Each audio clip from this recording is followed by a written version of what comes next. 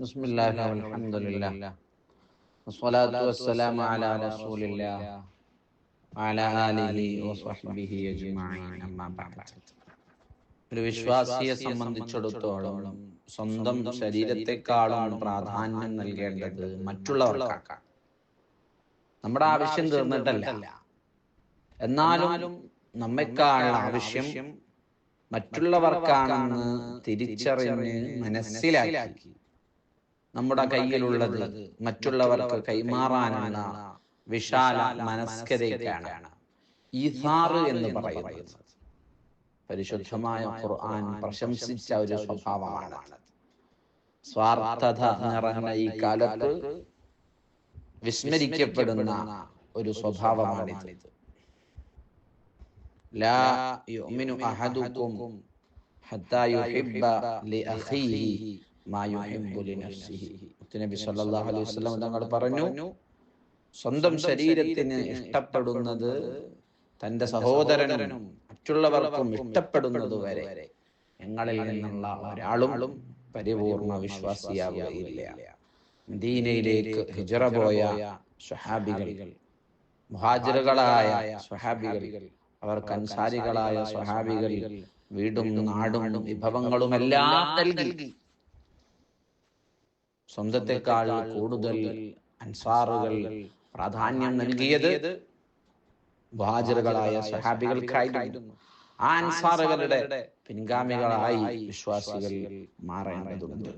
തങ്ങൾക്ക് ആവശ്യമുണ്ടായിരുന്നിട്ടും തന്റെ സഹോദരന് വേണ്ടി എല്ലാം കൈമാറാനുള്ള ആ ത്യാഗസന്നദ്ധത പരിശുദ്ധമായ ഖുർആൻ പ്രകീർത്തിക്കുന്നുണ്ട്.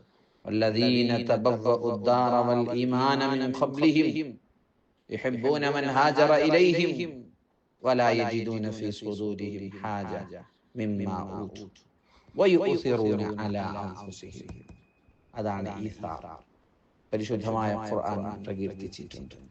അല്ലാഹു നമുക്ക് അങ്ങനെയുള്ള സ്വഭാവം നൽകട്ടെ.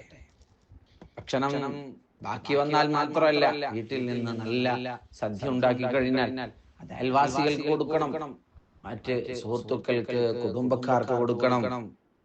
വാഹനം കാലിയടിച്ചു പോവരുത്, മറ്റുള്ളവരെ കയറ്റണം.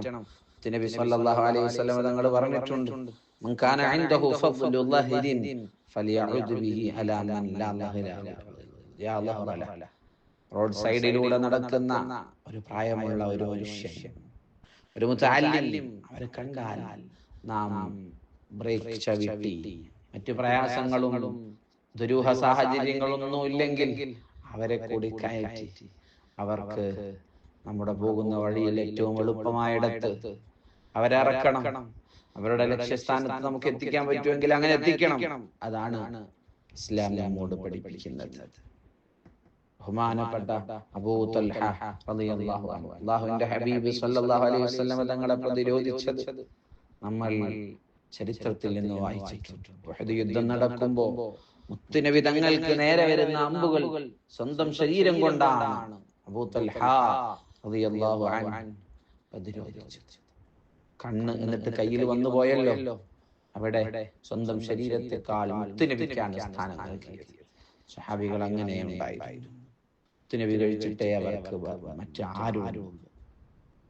യർമൂക്ക് യുദ്ധത്തിന്റെ സമയം നമുക്കറിയാം. മരണനേരത്ത് ദാഹജലം തന്റെ സഹോദരന് കൈമാറുന്ന ഔദാര്യം, ആ ഒരു വിശാല മനസ്കതയാണ് കൂട്ടുകാരെ ഇന്നത്തെ കാലത്ത് നമുക്ക് വേണ്ടത്. അങ്ങനെ ഹുദൈഫത്തുൽ അദവി റളിയല്ലാഹു അൻഹു ആണ് ആ വെള്ളം കൊണ്ടുപോയത്.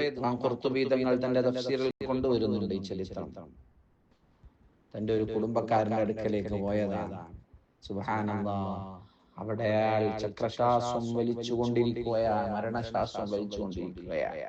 ആ സമയത്ത് അദ്ദേഹം പറയുന്നു, അദ്ദേഹത്തിന് പറയാൻ കഴിയുന്നില്ല, എത്രയേ ജീവനുള്ളൂ, തന്റെ അടുത്തുള്ള സഹോദരന് കൊടുക്കൂ.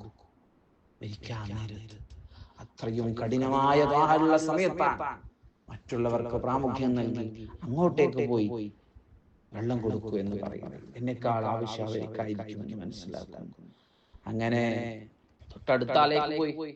അയാളും പറയുന്നു അടുത്ത ആളേക്ക്. മൂന്നാമത്തെ ആളും സ്വീകരിച്ചില്ല. ഒന്നാമത്തെ ആളിന്റെ അരികിലേക്ക് എത്തുമ്പോഴേക്ക് അയാൾ മരിച്ചു. വീണ്ടും രണ്ടാമത്തെ ആളുടെ അരികിലേക്ക് എത്തുമ്പോഴേക്ക് അയാൾ മരിച്ചു. മൂന്നാമത്തെ ആളുടെ അരികിലേക്ക് എത്തുമ്പോഴേക്ക് അയാൾ മരിക്കുകയാണ്. ഇതാണ് പ്രിയമുള്ള സുഹൃത്തുക്കളെ നമുക്ക് വേണ്ട നല്ല സ്വഭാവം. തിരിച്ചു വന്ന ഒരു ആട്ടിൻ തലയുടെ സംഭവം നമ്മൾ പലപ്പോഴും ഇവിടെ പറഞ്ഞിട്ടുണ്ട്. ഓർമ്മയുണ്ടാവണം നമുക്ക്. ഒരു സ്വഹാബിയുടെ വീട്ടിലേക്ക് ഒരു ആട്ടിന്റെ തല